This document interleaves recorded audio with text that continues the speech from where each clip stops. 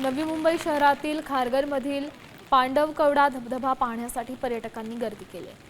नवी मुंबई पोलिसांनी पांडवकवडा धबधब्यावर बंदीही घातली आहे।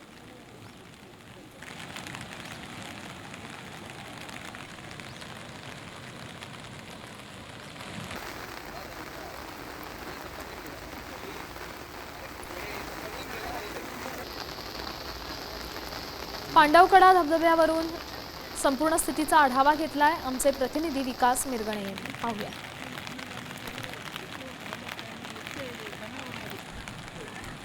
नवी मुंबई शहरातील खारघर परिसरामध्ये असलेला पांडवकडा हे दृश्य आपण साम टीव्हीवर पाहू शकतात। नवी मुंबई शहरामध्ये मुसळधार पाऊस पडतो। पहिला पावसाचा आनंद व्यक्त करण्यासाठी पर्यटक या ठिकाणी जे आहे रायगड असेल, पनवेल असेल, नवी मुंबई असेल, कल्याण डोंबिवलीचे पर्यटक, कारण पांडवकडा हा धबधबा सुप्रसिद्ध म्हणून ओळखला जातो आणि हे पर्यटन स्थळ आहे। मोठ्या प्रमाणात या ठिकाणी पर्यटक येत असतात।